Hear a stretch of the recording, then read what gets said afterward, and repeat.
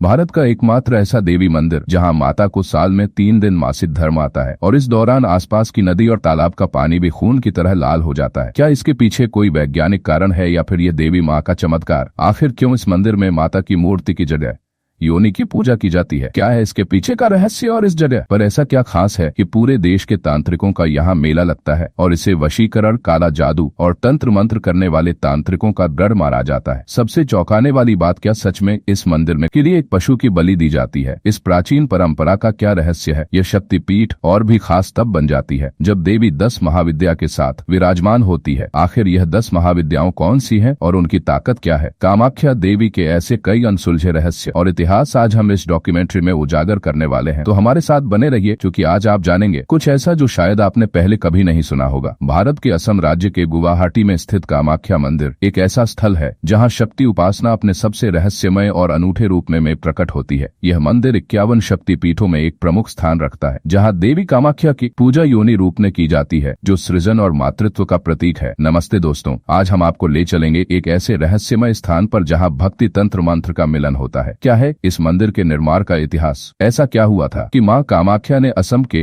राजवंश को शाप दे दिया जिससे सदियों बाद भी उनका मंदिर में प्रवेश निषिद्ध है? और आखिर क्यों मां ने अपने सबसे प्रिय पुजारी का ही सिर काट दिया? इन सभी प्रश्नों के उत्तर ढूंढने के लिए जुड़े रहिए हमारे साथ, क्योंकि आज का यह सफर आपको भक्ति, श्रद्धा और तंत्र की एक नई दुनिया में ले जाएगा। तो चलिए मां कामाख्या के इस अद्भुत रहस्य को जाने जिसे सदियों से गुप्त रखा गया है। कामाख्या मंदिर के मूल निर्माण का उल्लेख इतिहास में नहीं मिलता और कोई ऐसा रिकॉर्ड भी नहीं है जिससे पता चल सके कि मूल कामाख्या मंदिर कब बना था। लेकिन मंदिर और देवी को लेकर कई किंवदंतियां और लोक कथाएं मौजूद हैं। प्राचीन ग्रंथ कालिका पुराण के अनुसार भगवान शिव का विवाह माता सती से हुआ था, परंतु माता सती के पिता राजा दक्ष भगवान शिव को बिल्कुल पसंद नहीं करते थे, जिससे वह इस विवाह से बेहद नाराज थे। राजा दक्ष, जिन्हें हिमालय का राजा भी कहा जाता था, उसने एक यज्ञ का आयोजन किया जिसमें सृष्टि के सभी देव देवता को आमंत्रित किया था, परंतु उसमें भगवान शिव को आमंत्रित नहीं किया और न ही अपनी पुत्री माता सती को बुलाया। माता सती अपने पति की अनुमति के बिना ही अपने पिता के यज्ञ में पहुंच गई। वहां उन्होंने देखा कि उनके पिता भगवान शिव का अपमान कर रहे हैं। यह अपमान माता सती से सहन नहीं हुआ और यज्ञ के हवन कुंड में ही कूदकर उन्होंने अपनी जीवन लीला समाप्त कर दी। जब भगवान शिव को इसकी जानकारी मिली तो वे अत्यंत क्रोधित हो गए और माता सती की देह को लेकर तांडव नृत्य करने लगे। इससे पूरी सृष्टि संकट में आ गई और सभी देवता भगवान विष्णु की शरण में गए। श्री विष्णु ने सुदर्शन चक्र से माता सती के शरीर के 51 अंगों को अलग कर दिया जो धरती के विभिन्न स्थानों पर गिर गए। जिस स्थान पर माता सती की योनि गिरी वहीं माता कामाख्या मंदिर का निर्माण हुआ। इसके बाद भगवान शिव समाधि में चले गए। इस बीच तार का असुर नामक दैत्य ने घोर तपस्या कर ब्रह्मा जी से असीम शक्तियां प्राप्त कर ली और तीनों लोकों में आतंक मचाने लगे। देवताओं की प्रार्थना पर ब्रह्मा जी ने उन्हें बताया कि केवल भगवान शिव का पुत्र ही तारकासुर का अंत कर सकता है। महादेव उमानंद पर्वत पर समाधि में लीन थे और उनकी समाधि भंग करने का कार्य कामदेव को सौंपा गया। कामदेव ने शिवजी पर बाण चलाया जिससे उनकी समाधि टूट गई। क्रोधित शिव ने अपनी तीसरी आंख खोलकर कामदेव को भस्म कर दिया। कामदेव की पत्नी रति और अन्य देवी देवताओं ने शिव से कामदेव को पुनः जीवन दान देने की प्रार्थना की। शिव का क्रोध शांत हुआ और उन्होंने कामदेव को जीवन दान तो दे दिया, लेकिन उनका सुंदर रूप वापस नहीं आया। तब कामदेव और रति ने प्रार्थना की कि हे महादेव, हमें ऐसा जीवन ना दे जिसमें सौंदर्य ना हो। इस पर शिव ने उन्हें शर्त रखी कि नीलांचल पर्वत पर सती के जनन अंग पर एक भव्य मंदिर का निर्माण करना होगा। कामदेव ने शिव की शर्त स्वीकार की और नीलांचल पर्वत पर कामाख्या मंदिर का निर्माण प्रारंभ किया। इस कार्य में उन्होंने भगवान विश्वकर्मा की सहायता ली, जिन्होंने मंदिर की भव्य संरचना बनाई।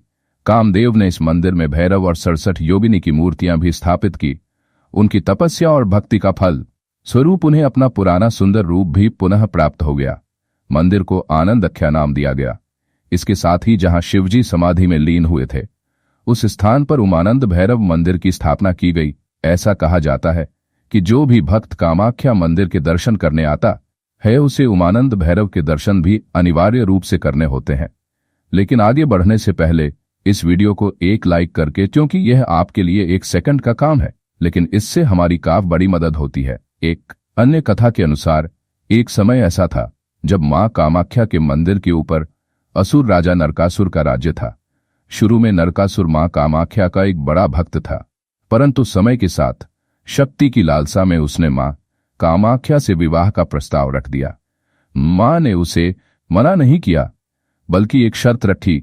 उन्होंने कहा, अगर तुम मुझसे विवाह करना चाहते हो तो नीलांचल पर्वत की चोटी तक एक सीढ़ी का निर्माण एक ही रात में कर दो। सिन्हा जैसे कई अहोम राजाओं ने इस मंदिर के संरक्षण और सौंदर्यकरण में अपना योगदान दिया। अहोम राजाओं ने मंदिर के आसपास के क्षेत्रों को भी विकसित किया और मंदिर के लिए कई धर्मार्थ कार्य किए। विशेष ध्यान दिया और इसे संरक्षित करने का कार्य किया। इस प्रकार कामाख्या मंदिर का इतिहास असंख्य पौराणिक और ऐतिहासिक घटनाओं से भरा हुआ है और यह स्थान शक्ति और भक्ति का अनोखा संगम प्रस्तुत करता है। दोस्तों, आपसे एक विनम्र अनुरोध है, अगर आपको हमारी मेहनत अच्छी लगी हो तो कृपया वीडियो को लाइक कर सब्सक्राइब जरूर कर लीजिए। आपका समर्थन ही हमारी प्रेरणा है।